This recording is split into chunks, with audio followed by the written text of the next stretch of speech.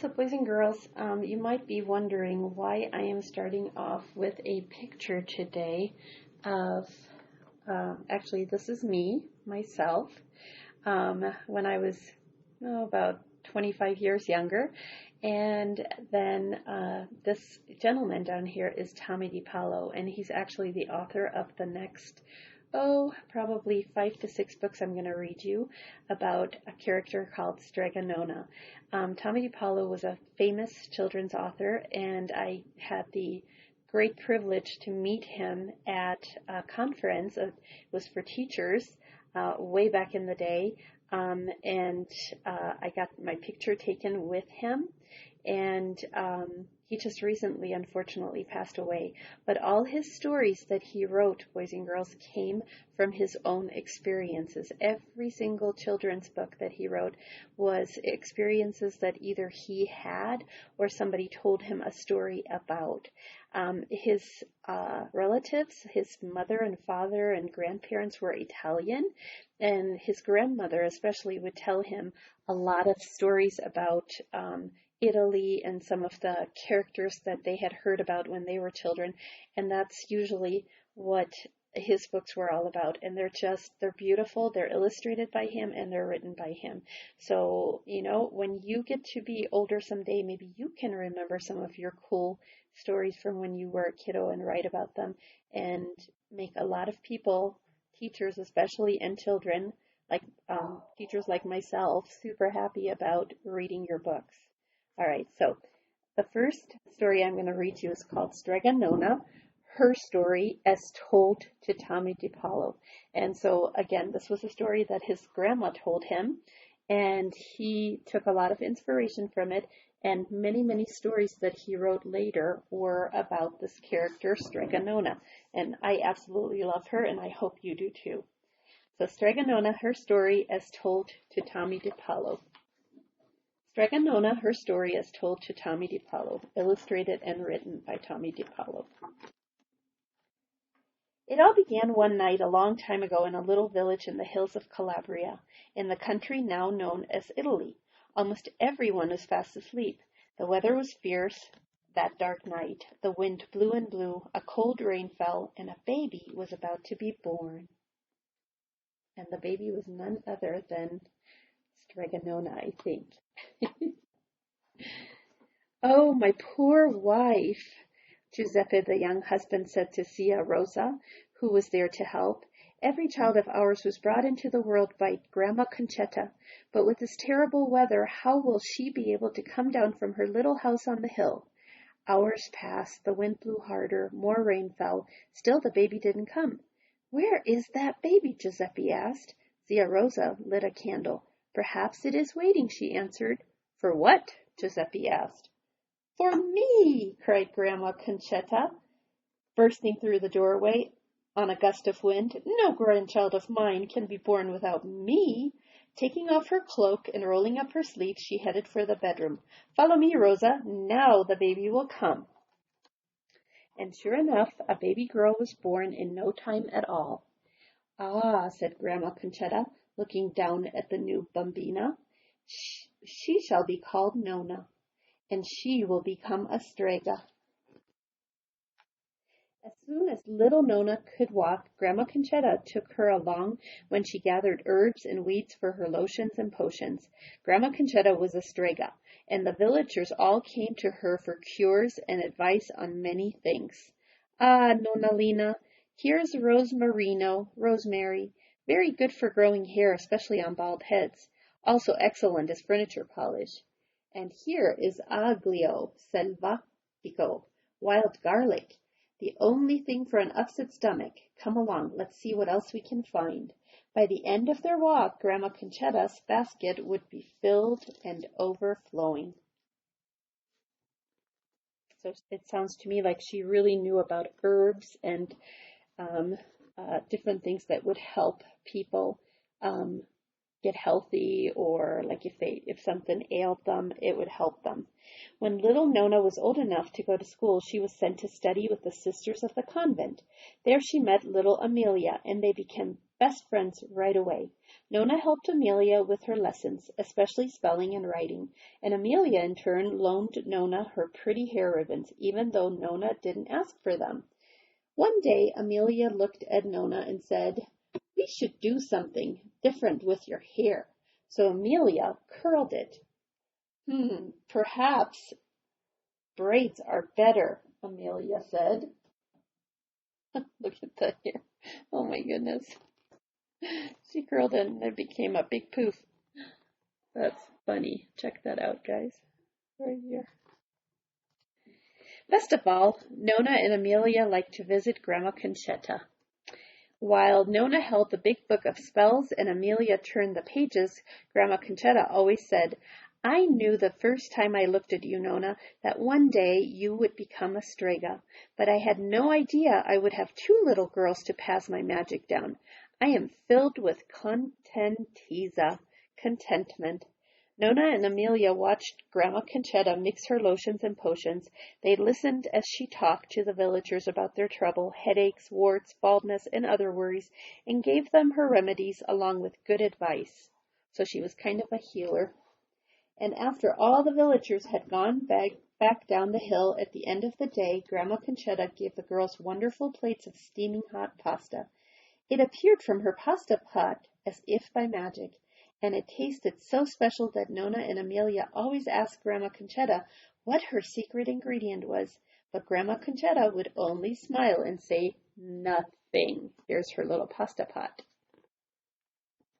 When the girls finished at the convent school, it was decided they would go to the city and enter the Accademia del Strega, the Academy for Stregas, where they would learn to do the most modern ways of magic. So Stregas do magic.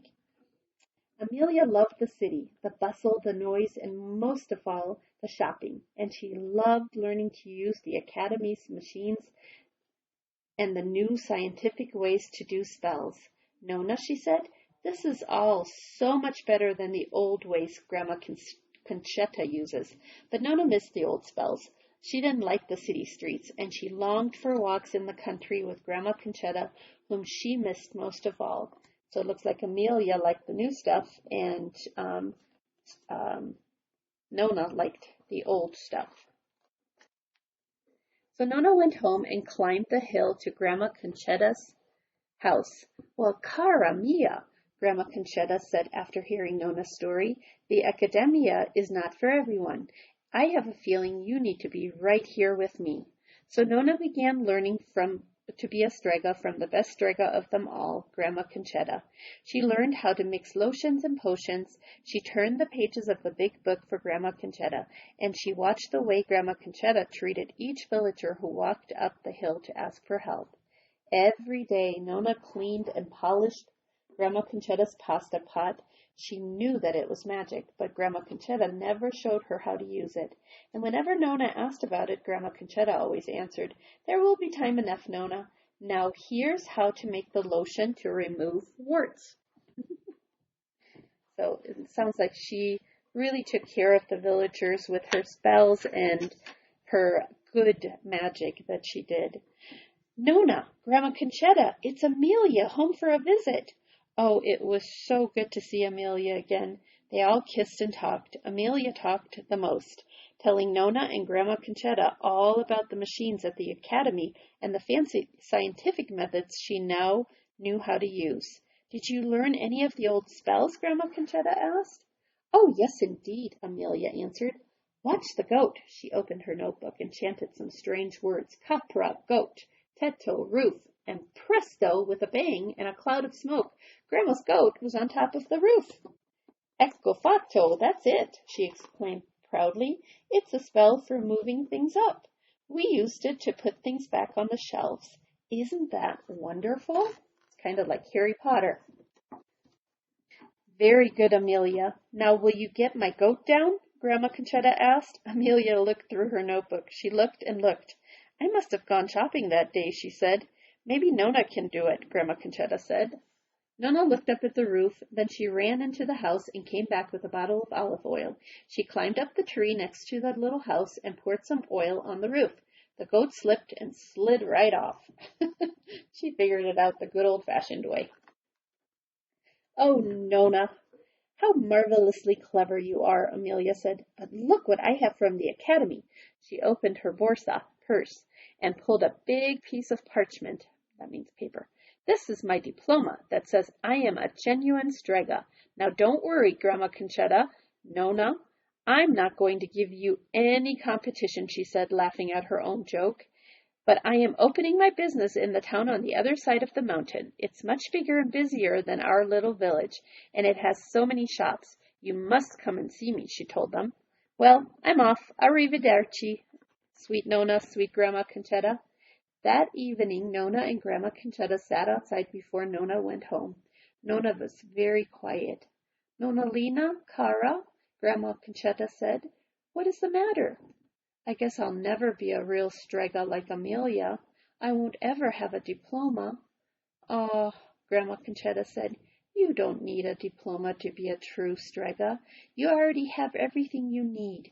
You have the spirit and the kindness that comes from the heart. And when I pass my practice over to you, I will tell you the ingrediente secreto, the secret ingredient. Then you will not only be a true Strega, but a great one. Years went by. One day, Grandma Conchetta called Nona to her. It's time, Nona. I'm ready to retire. I'm going to spend the rest of my days at the seashore, and you must take my place. You shall have my little house, my book of spells, my herbs, and my remedies. And in the cupboard, I have left you my pasta pot with something inside it. And with that, Grandma Conchetta said, from this day forth, you shall be known as Strega Nona. Then she put on her cloak, picked up her bag, and started down the hill. Nona stood in front of the little house that was now hers. She waved and waved until Grandma Conchetta was out of sight. Nona wiped away a tear and walked inside. She went straight to the cupboard and looked in the pasta pot. There she found a letter. Oh, that's kind of sad, huh? Cara, that means dear, Cara Strega Nona. My magic pasta pot is now yours. Whenever you are hungry, sing the little song written here, and the pot will bubble and boil and fill with fresh hot pasta. When you have enough, sing the second song. But then you must blow 3 kisses, and the pot will stop. For that is the ingrediente secreto, the secret ingredient, love. It is the same with all of your magic. Always love. Your Grandma Conchetta. And so here's the little song. Bubble, bubble, pasta pot, boil me some pasta nice and hot. I'm hungry and it's time to sup. Boil enough pasta to fill me up. And then you have to sing, enough, enough, pasta pot. I have my pasta nice and hot. So simmer down my pot of clay until I'm hungry another day. More years passed, and Strega Nona was loved by everyone.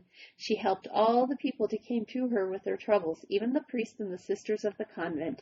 She did have a magic touch, and always Strega Nona never forgot the ingrediente secreto, the secret ingredient, which was love.